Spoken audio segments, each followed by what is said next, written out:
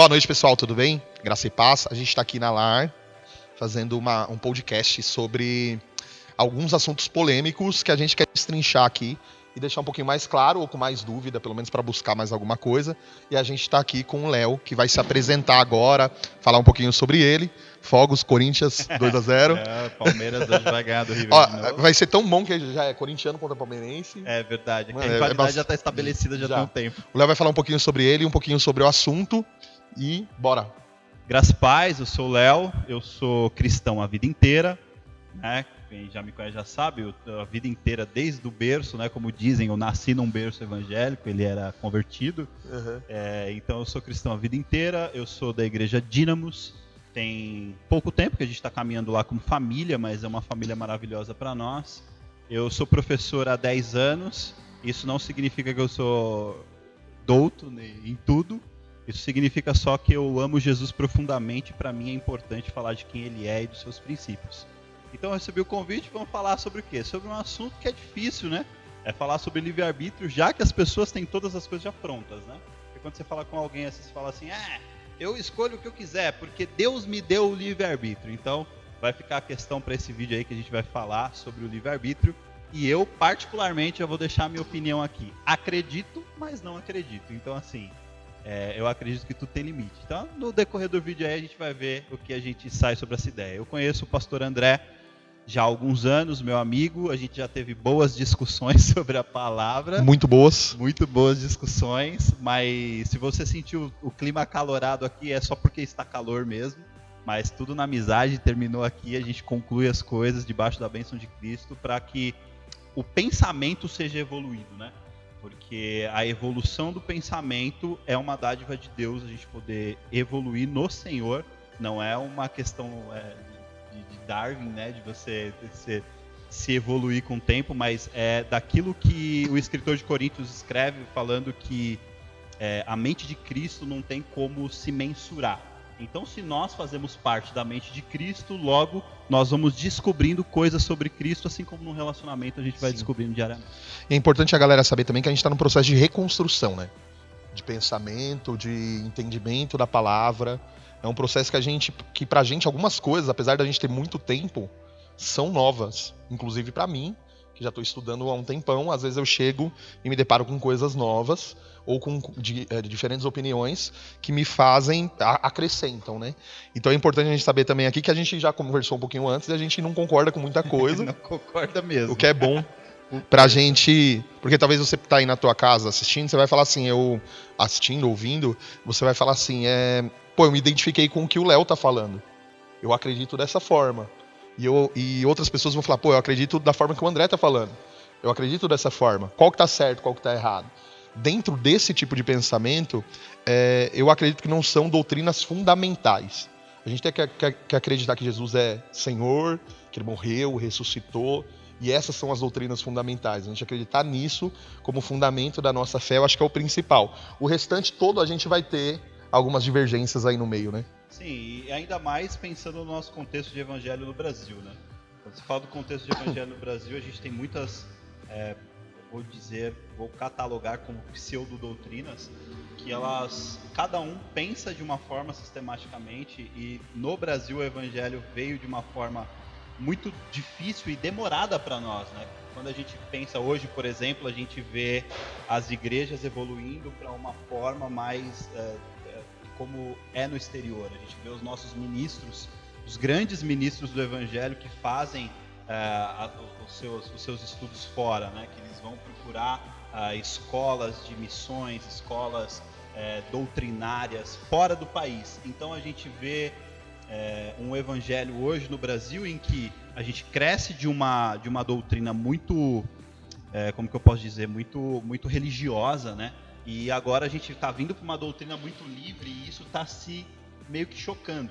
E as pessoas elas ficam na dúvida de ideias, de saber se aquilo que ela aprendeu a vida inteira está certo e hoje está se pregando um novo evangelho. Será que é um novo evangelho que está sendo pregado? Ou só os entendimentos que estão sendo transformados? Muito interessante isso. Eu acho que a internet trouxe muito isso também. A internet ela deu o acesso para pessoas que eram leigas e que nunca teriam acesso a alguns tipos de material, né? Eu estava conversando esses dias com o presbítero ali O presbítero tá ali atrás. Ali atrás, ó. Ele deu um salve. Quer dar um oi pra ele ali? Eu tava conversando com ele e, por exemplo, eu tava pegando um material em inglês sobre o seio de Abraão. Aí a gente pega um material que a gente nunca teria acesso de forma alguma, a não ser que a gente fosse em uma biblioteca americana lá, entrasse, procurasse e achasse um livro como esse. Assim, um livro bem raiz explicando sobre isso dentro de um tipo de pensamento que a gente tem aqui como estilo de vida, que é o pré-milenismo histórico, que dita o nosso estilo de vida, né? Então, dentro desse conceito, a gente acha um material bom para estudar na internet. Então acho que essa galera toda aí que sabe usar bem isso, tá tendo acesso a coisas que o mundo inteiro tá tendo, ou que já tinham, né?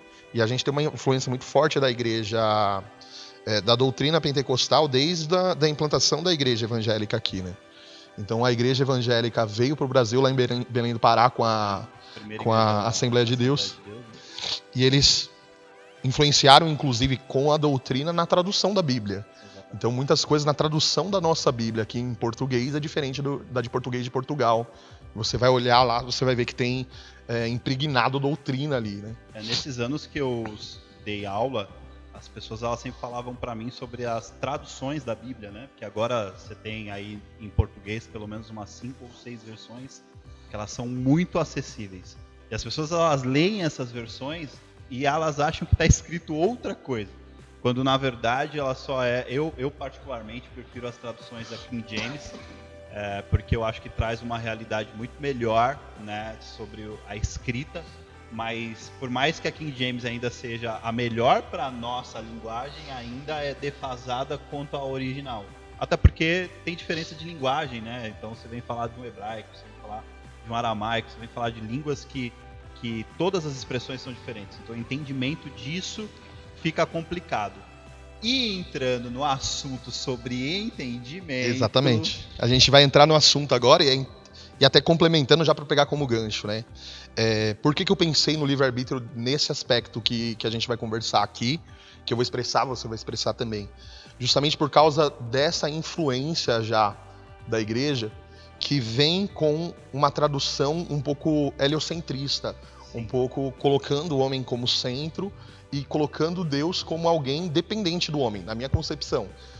Um texto que eu gosto muito de exemplificar é, por exemplo, o reino de Deus é conquistado por esforço. A gente já leu esse texto milhares de vezes, né? E na tradução original seria como algo assim: o reino de Deus avança violentamente. Você pega qual que é o entendimento que ele te passa? O homem precisa de algo, ele precisa cooperar com o reino para que o reino venha e seja estabelecido. No outro está dizendo, na tradução original, está dando um conceito de que o reino de Deus vai avançar, independente de qualquer coisa. E aí com a gente violência. fica na dúvida, vamos acreditar no quê?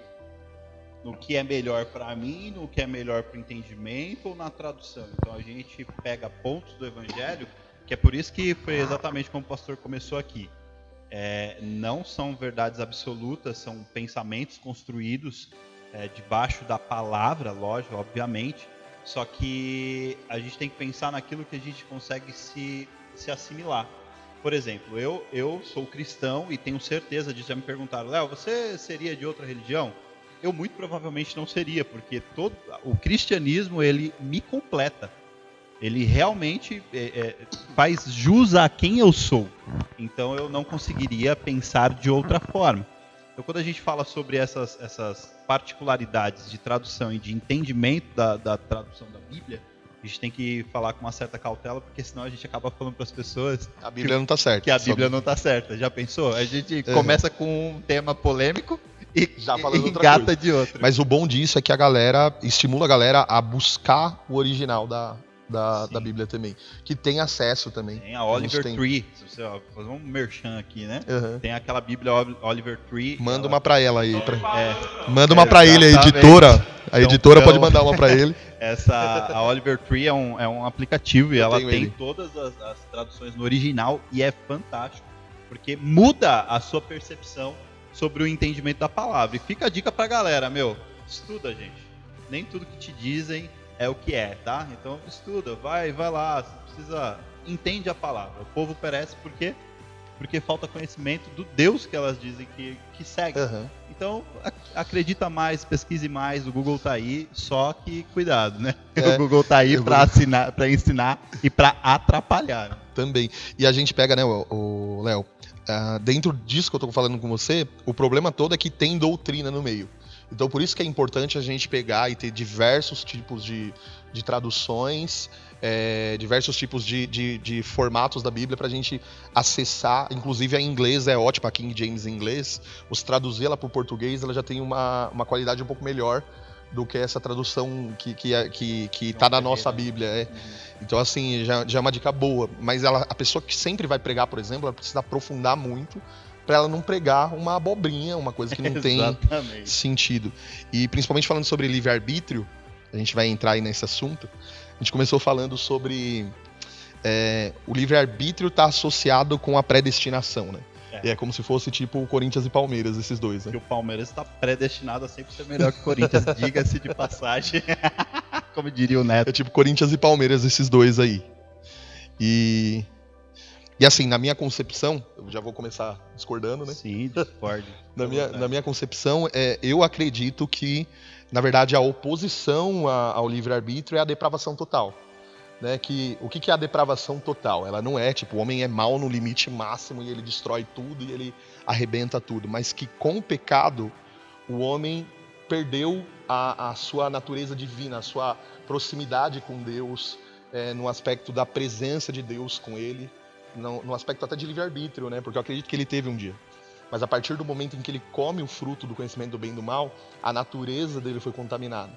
A partir de então, o homem não tem mais opção. Isso na minha concepção, aí você vai explicar a sua.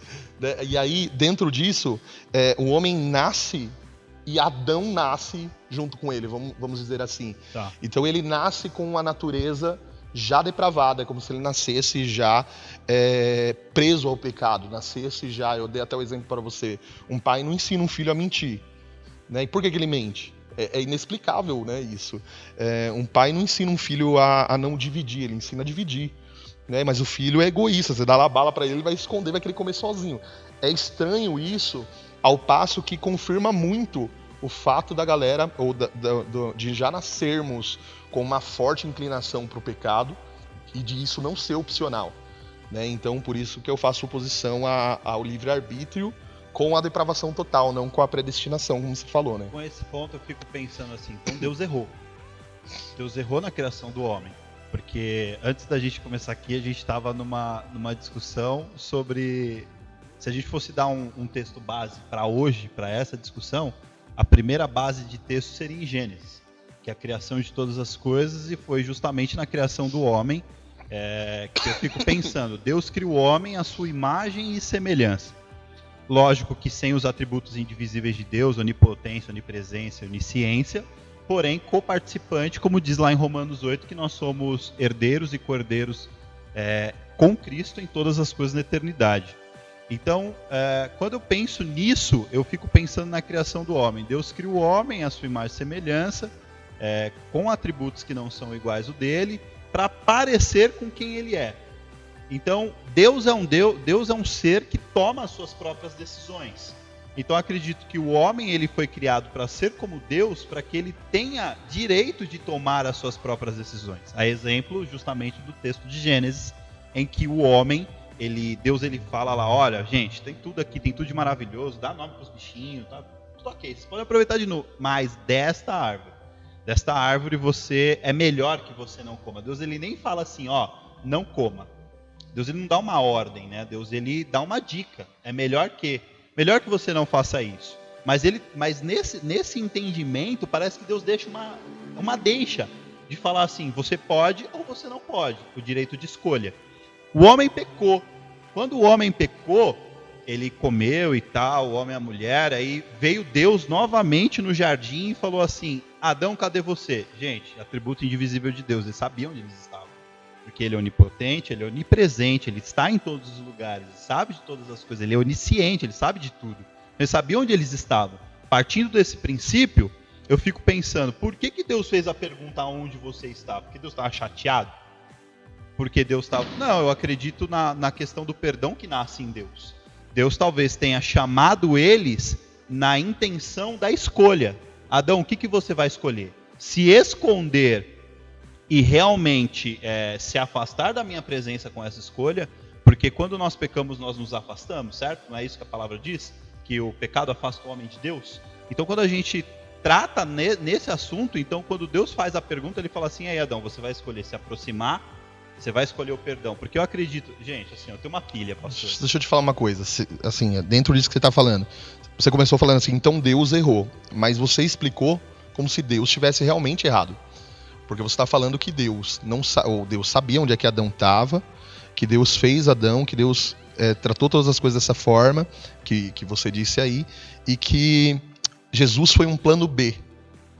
Parece, desse jeito, parece, porque a gente até entra, né? Então Deus errou na sua concepção. Não, eu não tô falando que Deus errou, tô falando assim, nesse aspecto, quando você olha assim e fala assim, Deus criou o homem com direito de escolha, para ser um ser parecido com quem ele é. Criou. Então assim, eu vou criar um ser parecido comigo, criou um ser que tem corpo, alma e espírito para parecer com a Trindade. Então, cria um ser que tem o direito de escolha sobre as suas decisões. Criou. Criou, somos nós.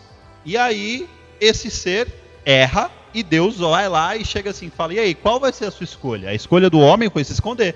O que Deus fez? E esse era o plano A de Deus. Não Adão se arrependeu sobre plano A e plano B. Porque mas assim, se Deus ele sabe de todas as coisas, se é predestinação, se a gente for falar sobre livre-arbítrio, a gente cai em predestinação, cai em um monte de assuntos que a gente vai longe.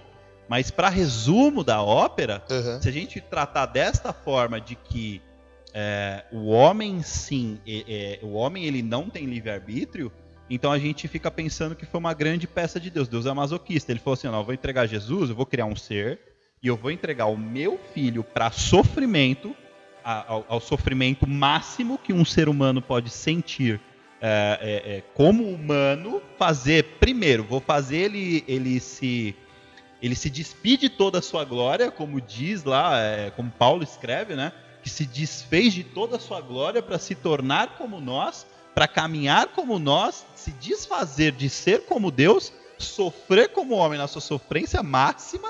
Quem é Marília Mendonça perto do sofrimento de Cristo? Né? Brincadeira besta, mas é verdade. Deus ele faz todo sofrimento para depois falar assim, não, beleza, eu só queria fazer isso, Jesus, só vou fazer você sofrer, porque assim, eu vou criar um homem que vai errar, eu já sei que ele vai errar, eu vou te entregar para que você morra, sofra e depois volte para que esse homem... Então na sua cabeça isso é predestinação. Parece caixinha de formiga, sabe? Então, só que aí isso é tipo socar um fantasma, porque isso não é a predestinação. Tipo, você tá falando como se isso fosse a predestinação, mas isso não é a predestinação. Mas nem vamos falar dela, vamos falar de livre-arbítrio. Vamos falar dela. Não, eu toquei no assunto, mas falando do arbítrio. Mas vamos lá. Por isso, porque se o homem escolheu, Jesus só veio pra Terra porque o homem teve a decisão errada. O homem errou. Quando o homem errou, Ótimo, chegamos no ponto. A partir de então, o livre-arbítrio não é o tema hoje falar. O livre-arbítrio existiu lá em Adão. Agora, o livre-arbítrio existe hoje? Aí eu já acredito que não. Então, em partes. Porque a palavra diz que o homem se torna escravo do pecado. Né? Sim. E escravo não tem liberdade. Escravo não tem direito de escolha. Eu quero compartilhar com você, Léo, um texto aqui que eu separei. Eu fiz uma tese aqui toda e peguei o Léo desprevenido. Pra eu ganhar esse debate. Tô aqui de calças curtas. Não, brincadeira. Cara. O que o Léo falou faz muito sentido. E eu até compartilho com ele aqui, que é a mesma forma que eu acreditava, 3 meses atrás. E quando eu comecei a pensar nesse assunto mais profundamente, porque eu quis muito Deus, cara, por esforço. Eu quis muito andar em santidade. Eu quis muito consertar a minha vida e eu nunca tinha conseguido, cara. Nunca tinha conseguido. Eu sempre me deparava com a minha natureza gritando, apesar de eu amar Deus. Então eu acredito que existem pecados em 2 níveis aí. Primeiro, um pecado que é o pecado que nasce em mim. É o pecado que eu nasço um pecador. Salmo 51. Ele nasce dentro de mim. Ele sou eu. Ele é a minha natureza. Então, esse pecado, ele é muito mais profundo do que o pecado que eu cometo, porque ele é a origem do pecado. É como se fosse a febre e a infecção. Quando você está com febre, necessariamente existe uma infecção. Então a febre ela é um aviso, né? Ela é um efeito da infecção. A gente pode tomar um antitérmico, pedir perdão lá, seria o antitérmico, e aí a febre passa. Só que quando tem uma infecção, a febre volta, né? E porque a infecção não foi tratada. Então eu acredito que esse pecado natural, ele é uma infecção.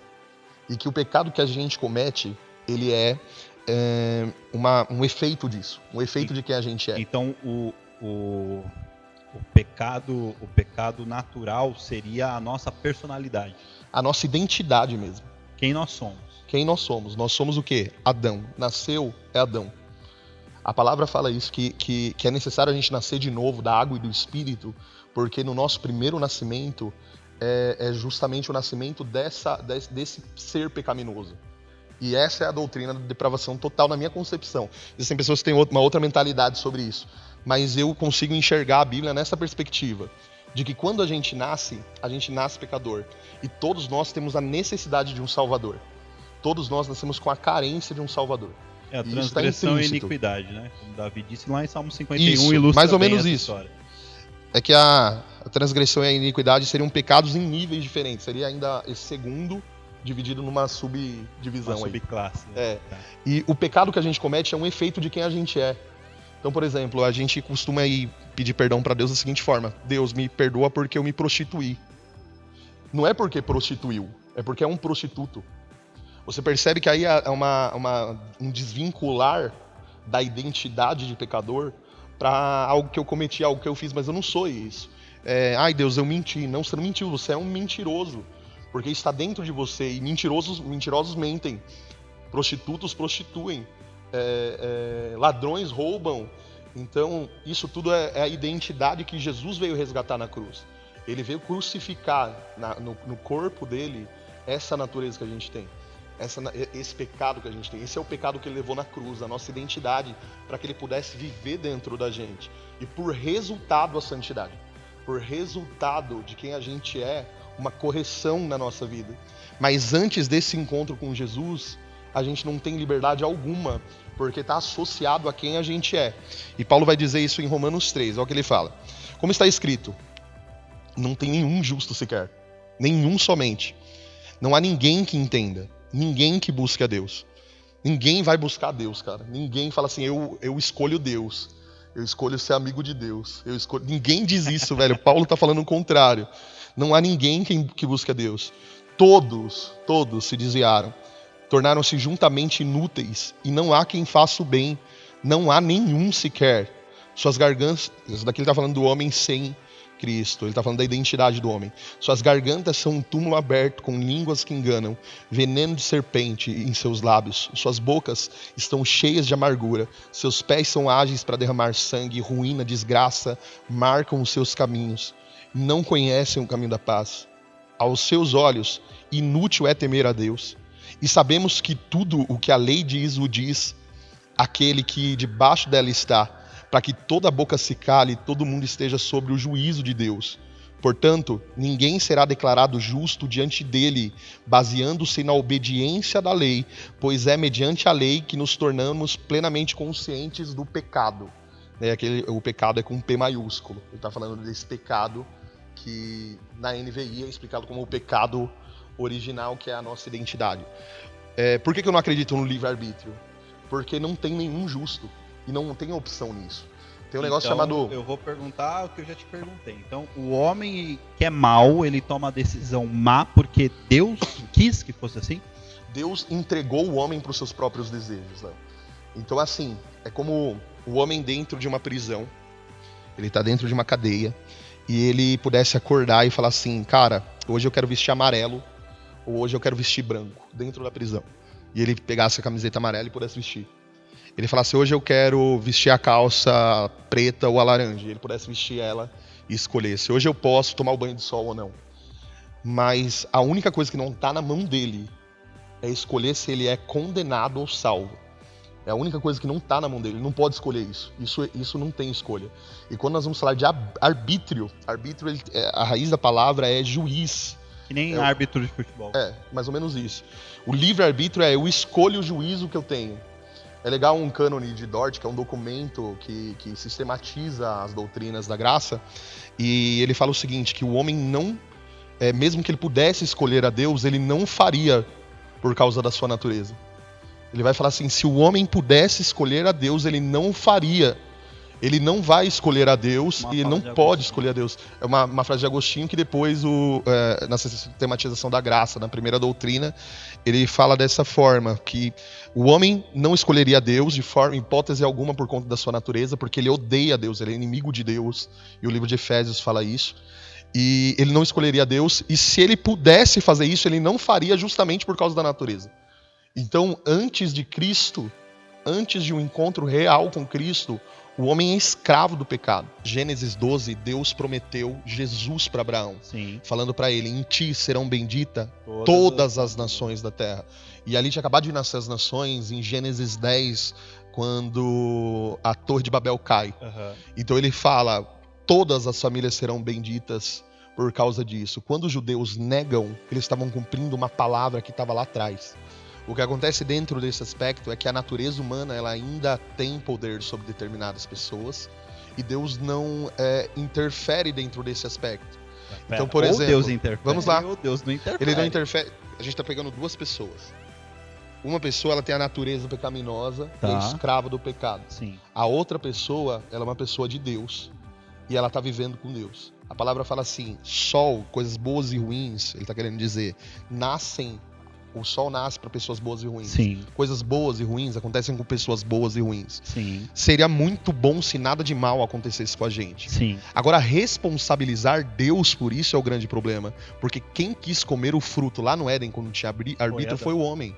Então, a responsabilidade de tudo que acontece dentro desse ambiente do pós-adâmico é responsabilidade humana, então, isso sem opção. A gente desconstrói a ideia de que Deus é mau. Desconstrói, porque ele é justo. Léo, o que eu faço mais ou menos assim, dentro da minha cabeça, eu tenho que separar assim, tudo que é ruim, homem. Tudo que é bom, Deus. Tudo que é ruim, resultado de Adão.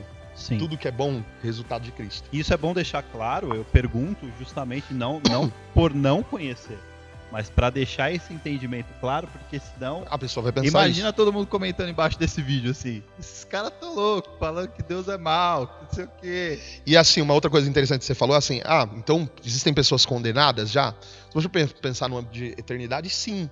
Mas se você for pensar na nossa missão como igreja, não. Se você for pensar na nossa missão como igreja, a gente está ainda no Cronos. Então nós precisamos pregar a palavra para todas as pessoas indistintamente. Seja ela joio ou trigo. Joio ou trigo, a gente vai pregar. Porque a separação vem no dia da ira do Senhor. Exatamente. A gente vai pregar a palavra, amar, cuidar, fazer de todo possível para que essa pessoa entenda o evangelho, seja curada, restaurada, e no que depender de nós, que é a nossa missão, levar o evangelho para a cura das pessoas, a gente vai fazer. Então é separado, por exemplo, a gente pegar um entendimento de Deus para falar. Então, para Deus, existem pessoas condenadas ou não? Para Deus sim, mas para a gente não. Para a gente continua tudo igual. A gente dobra o joelho como os calvinistas, né? E a levanta para pregar a palavra como arminiano. Exatamente. Porque pregar a palavra, a gente não consegue distinguir quem é salvo, quem não é, né? Apesar de ter sinais. Né? Você estava falando uma coisa muito interessante. A gente tem dois públicos na igreja, uma galera que ainda peca, que ainda erra. Paulo, ele escreve na carta dele aos Gálatas o seguinte, as obras da carne. As obras da carne, elas são escritas justamente como se fosse uma como que é o nome daquele exame? Tomografia. Que é o seguinte, o cara entra numa tomografia e dele vai sair um resultado da natureza dele. Tá. Obra da carne, resultado Adão. Sim. Como que eu sei que eu sou salvo? Obras da carne, frutos do Espírito. Tá. Então, assim, e é até engraçado, uma coisa que eu até conversando com o pessoal ontem, eu falei o seguinte, o louco da gente pensar que obras da carne tem a ver com a mão, obra, né? Sim. E quando a gente vai falar de frutos do Espírito, a gente tá falando de algo que não depende da gente, de resultado. Então isso é muito louco a gente pensar que a obra da carne ela exige a nossa mão, a nossa participação humana. Mas quando a gente vai falar de fruto, a gente pensa só em Deus. A gente só pensa no Espírito Santo. Só no Espírito vindo e por meio dele gerando na gente os frutos do Espírito. Show. Que é até, pra mim, na minha concepção, por exemplo, a gente pode falar num outro assunto, um outro dia, que o fruto do Espírito, o fruto de um batismo no Espírito, não é a oração em línguas em si, mas sim os frutos. Bem equivocado. Mas sim os frutos do Espírito. Uhum. Porque aí é um resultado daquilo que ela é. Então eu diria o seguinte pra galera que falar em línguas é um dom do Espírito, é um talento. E não um fruto. Exatamente. São coisas totalmente distintas. Totalmente E o louco distintas. disso que eu tô falando, Léo, é porque eu lembro que em 2003, a gente tem bastante tempo aqui hoje, né? Eu não sei. Quanto tempo a gente tem? Bastante, Já né? passamos, né? Muito louco que eu tava pensando esses dias, que em 2008 eu recebi a notícia que minha mãe tava com câncer, tá ligado? Aham.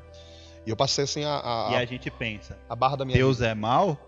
É a Minha barra, mãe merecia a barra isso? da minha vida. A minha mãe é uma pessoa muito boa, cara. Você vai se aproximar dela, você vai ver. Ela é muito boa, muito transformada por Jesus, perdoadora. Eu amo a vida dela, um referencial de mulher pra mim. E ela com câncer, cara.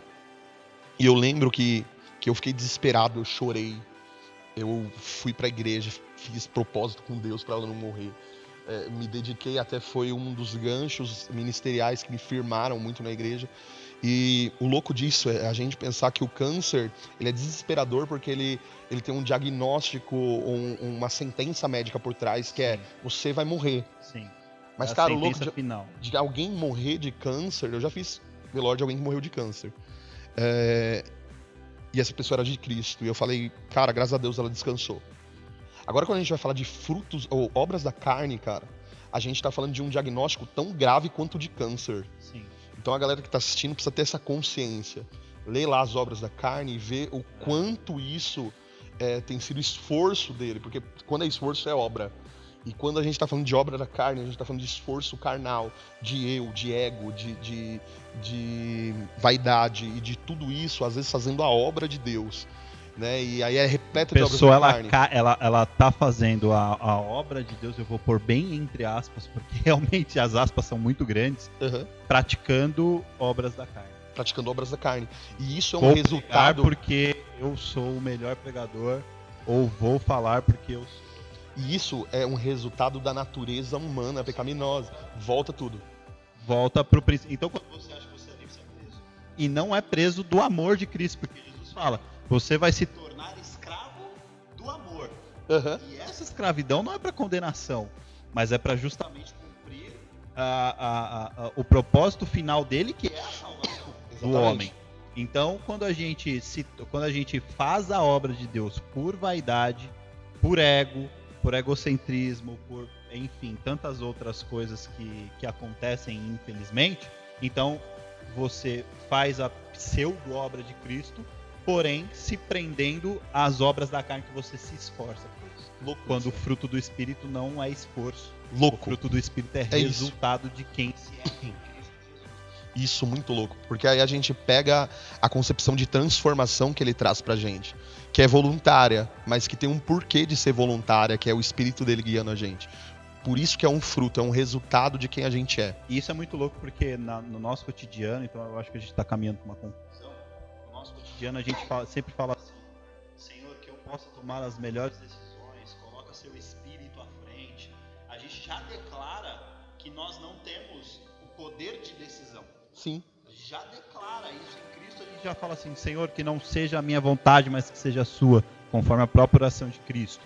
A gente já declara que o Espírito Santo esteja à minha frente, Louco isso, que ele tome as decisões por mim, que uma frase que o brasileiro gosta muito de usar, que é aquela, né, seja o que Deus quiser.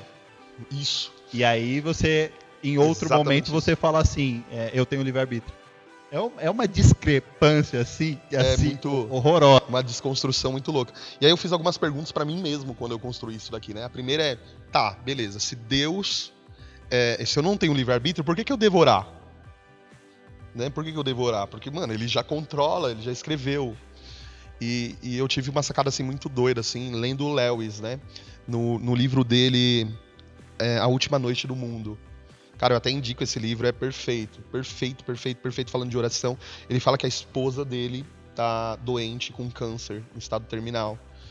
E ele falou assim, cara, eu não posso atribuir isso a Deus, essa mazela a Deus, né? Porque é um câncer. E ele era um cara com um viés calvinista, tipo, nível hard. E ele fala, eu não posso atribuir isso a Deus. E ele ia orar. E ele falava, mas como que eu vou orar se Deus já sabe, né, o que eu tô pensando e tudo?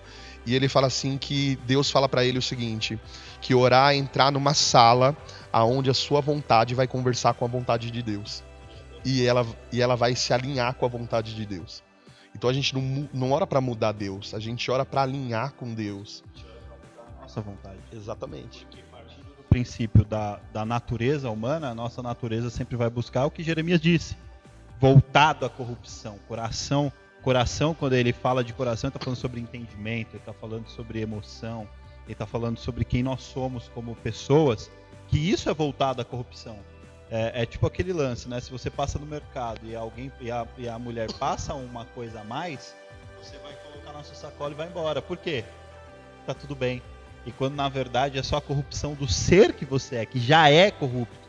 E por isso a transformação do novo dia, de que Deus nos dará um novo nome, que Deus nos dará um corpo glorificado, porque enquanto neste corpo o que Adão fez comprometeu tudo até o dia da vinda e do juízo do Senhor. Restauração de tudo.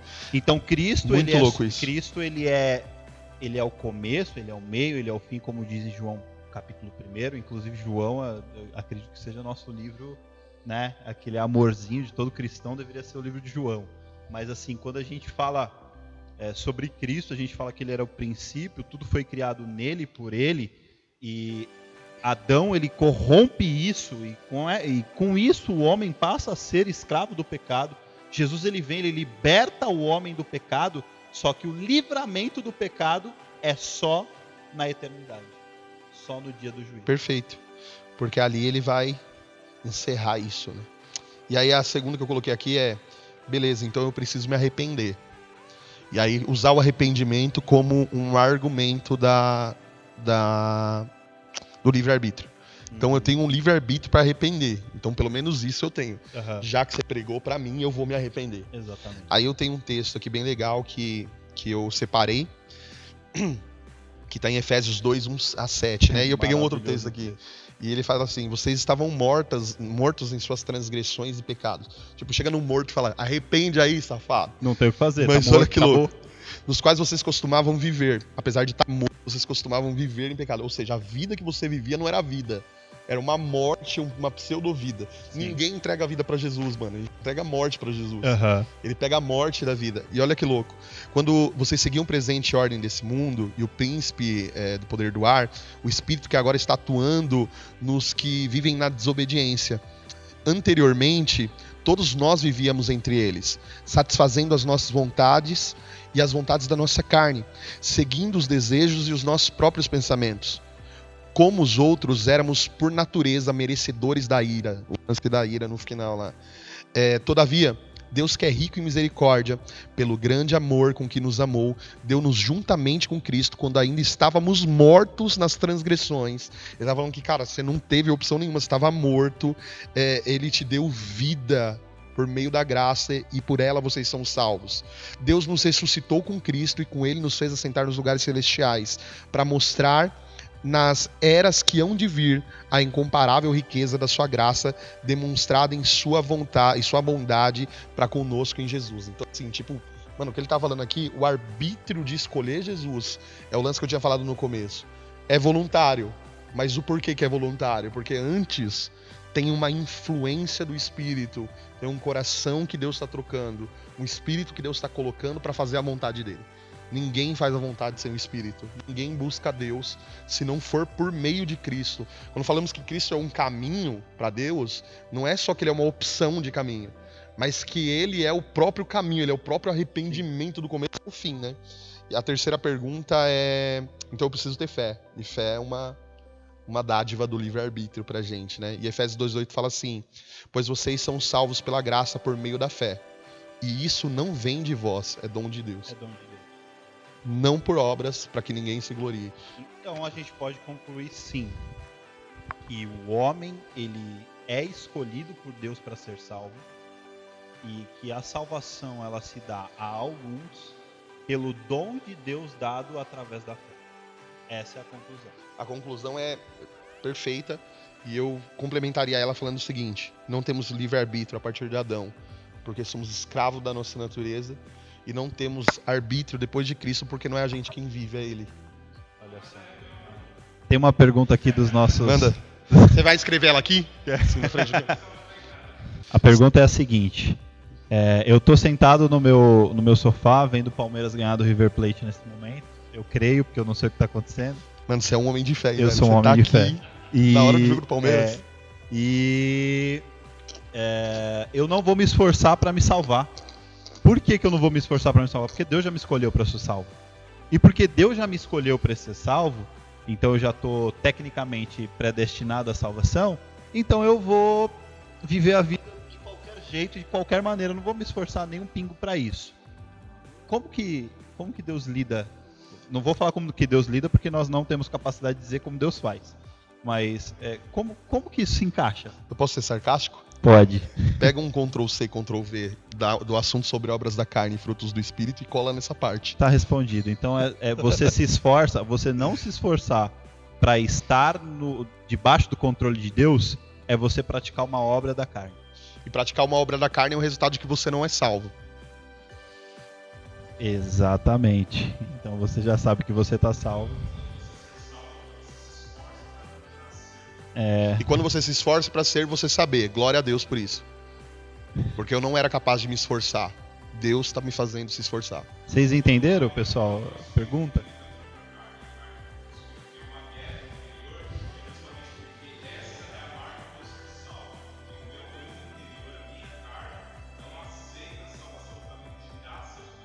Exatamente. Só para deixar Perfeito. claro aqui. Queria que você falasse no microfone. Exatamente. O que foi dito aqui é que a carne milita contra o espírito e o espírito contra a carne, e eles se opõem entre si porque eles são rivais, né? Inclusive tem uma charge que faz assim Jesus batendo em Satanás, e essa é uma ilustração que não existe, né? Porque se ele fosse inimigo do... como se fosse inimigo, e assim, o diabo não é burro. Ele já sabe que ele está condenado, ele sabe contra quem ele está condenado, ele não tem o que lutar. Então essa charge ela é inexistente, mas no nosso espírito sim existe, no nosso interior sim existe uma luta entre a carne e o espírito que sempre vai militar. Então essa é a conclusão. A conclusão de saber que eu vou estar sempre lutando contra a minha carne para cumprir a vontade de Deus. E o resultado disso é a minha salvação. Exatamente. O resultado disso é a minha salvação. O resultado de eu não fazer a vontade de Deus e cumprir a vontade e querer a concupiscência, né? Que nesse texto está descrito como vontade. Então, se você leu concupiscência aí na sua Bíblia e você não entendeu, concupiscência é vontade, então você cumpre as suas vontades, contrariando os princípios de Deus, porque assim, aí a gente entraria no outro assunto que a gente entra qualquer outro dia sobre o cumprimento de Cristo. Fazer o homem ser muçulmano, mas quando a gente pensa nisso, a gente vai pensar o quê? A gente vai pensar, se eu cumprir as obras da carne, eu serei condenado, porque eu estou indo contra a vontade de Deus. E para cumprir a vontade de Deus, para ser quem eu tenho que ser, naquilo que o Senhor determinou que eu seja, eu tenho que cumprir, eu tenho que realizar, eu tenho que exalar de mim, porque cumprir e fazer volta à obra, parece que é a gente que faz. Quando não é uma obra da gente, mas é uma obra do Espírito Santo de Deus que está em nós, dado através da cruz, que nos leva... Você conseguiu pegar o lance todo, porque assim, o segredo de tudo isso é a gente voltar a colocar Cristo como centro. O que acontece, Léo, dentro... Isso é um pensamento cristocêntrico. Uhum. É a gente sempre pensar assim, poxa, cara, beleza, mas não tem a ver com o que ela fez, tem a ver com o que Jesus fez. Uhum. Eu pego isso como exemplo, uma vez eu tava conversando com os meninos também, eu falei assim, como que um cara que é, assim, não é cristocêntrico olha um texto, por exemplo, como da mulher Sirofenícia, que ela chega até Jesus, e Jesus está na mesa com os discípulos, e ela começa a gritar pedindo ajuda pela filha dela. Jesus se levanta para falar com ela e fala assim, você, moça, não cabe dar pão dos filhos para os cãezinhos. E aí ela fala assim, tá, mas até os cãezinhos comem da mesa dos farelos que caem da mesa do pai. Como que uma pessoa que não é cristocêntrica pensa nesse texto? Essa mulher foi perseverante. Uhum. Como que alguém cristocêntrico pensa nisso? Olha o tamanho da confiança dela na bondade de Jesus. Ela tá falando, eu realmente não... Eu sou um cachorrinho. O entendimento muda. Eu sou um cachorrinho, parte dele. Ainda que nós fizéssemos tudo, não seríamos dados como dignos, porque nada nos tornaria dignos. Olha que louco isso. Ela só teve a revelação disso. Exatamente, ela falou, eu realmente sou um cachorrinho. Não tem a ver comigo, tem a ver com a sua bondade. Então olha que louco isso. O livre-arbítrio, ele inverte isso, na minha concepção.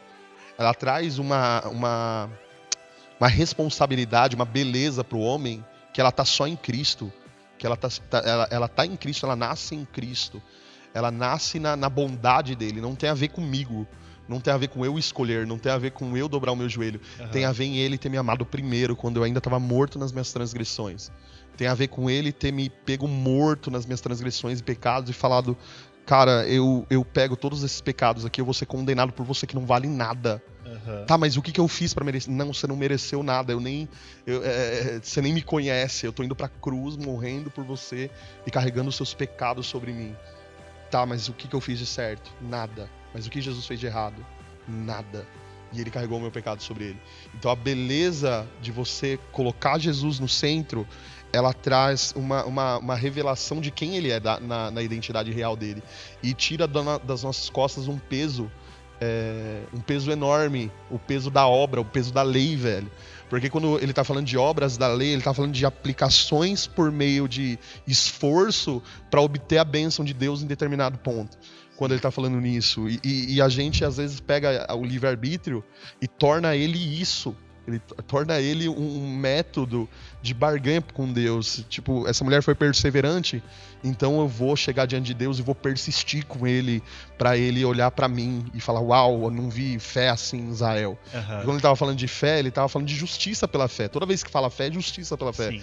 Ele tá falando, eu não vi uma fé dessa em Israel, alguém que confiasse na minha justiça. Porque você não tem justiça, você está confiando na minha justiça. Eu não vi essa fé em Israel. Então isso é muito louco a gente olhar nesse aspecto. Isso é legal, de muitos atributos que Deus tem, Deus ele dá o poder pro homem de muitas coisas, de amar, de perdoar, tudo partindo dele, mas o de ser juiz nenhum. Todos esses direitos ele reserva a si mesmo, porque o homem não tem essa capacidade. Porque o pecado, a tendência, a humanidade faz o homem ser tendencioso a si ou aquilo que ele gosta. E mesmo a imparcialidade não é imparcial. É parcial em algo. Então quando alguém fala assim, eu sou imparcial, conversa fiada. Ninguém é imparcial. Ele é parcial ao pensamento dele. Então se o pensamento dele tiver de acordo com aquilo que for tratado, ele vai ser parcial com aquilo que ele está tratando. Então pra gente concluir esse assunto, Cacuete, o livre-arbítrio não existe. livre-arbítrio não existe. Só deixa eu fazer uma outra conclusão aqui bem legal que eu tinha colocado aqui e esqueci de falar. Isso daqui deu uma treta na pregação que eu fiz, porque eu falei da lei da gravidade, né? E os caras aqui são... ele acabou de contestar os físicos. Conspiracionistas. Terra plana. Eu não. Terra planista. Quem contestou foi os caras, eu não contestei nada.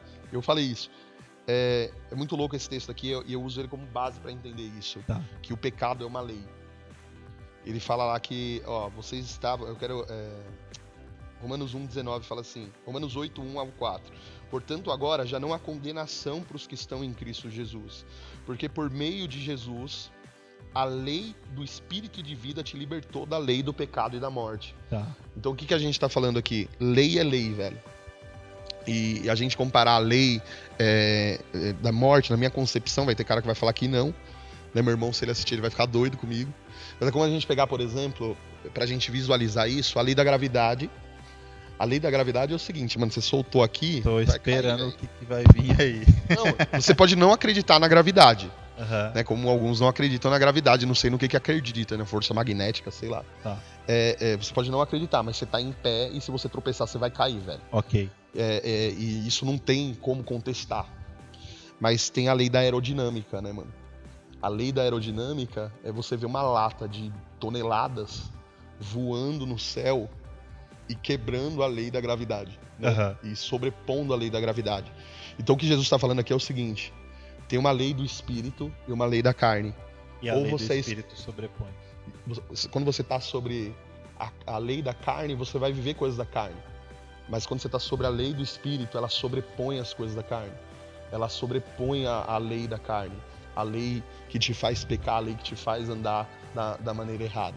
Então é louco a gente pensar que o pecado é uma lei, por isso que a gente não tem livre-arbítrio.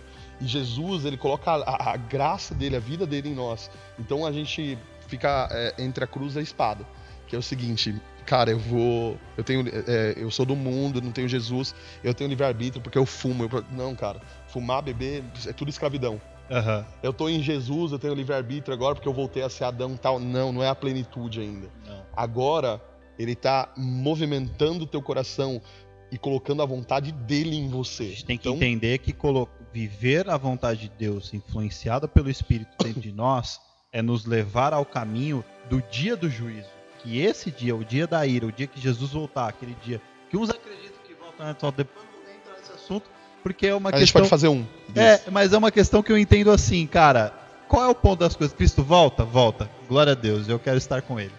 Esse é o meu pensamento real. A gente aqui lógico, tem uma... eu tenho toda uma tese, entendo. A gente tem uma cultura aqui que é a seguinte. Inclusive, a gente conversou sobre isso há pouco tempo. Todo estilo de vida da igreja, se eu falo da igreja, né?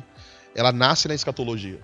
Sim. Porque o futuro, ele guia o presente. Por exemplo, eu quero ser um médico, eu tenho que fazer o quê? Tem que fazer Faculdade de medicina. Se né? não vai. Então, se eu acredito que Jesus vai voltar antes ou depois, importa. Porque, na verdade, ou antes ou depois, está escrito na palavra dele. Se eu não tiver o entendimento correto disso, não entender isso, é depois, tá?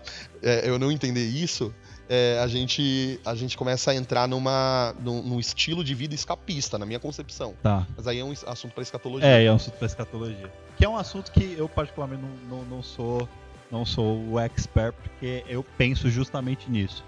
Viver a vida baseado na vontade de Deus.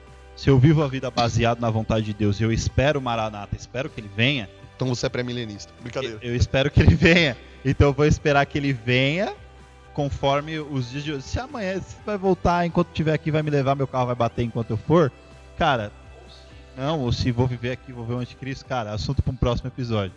Mas nesse episódio, tratando de livre-arbítrio, então vou concluir como alguém que pensava fora desse pensamento. Vou concluir que as pessoas elas têm o direito de escolha, mas todas as escolhas que elas fazem são tendenciosas pelo pecado.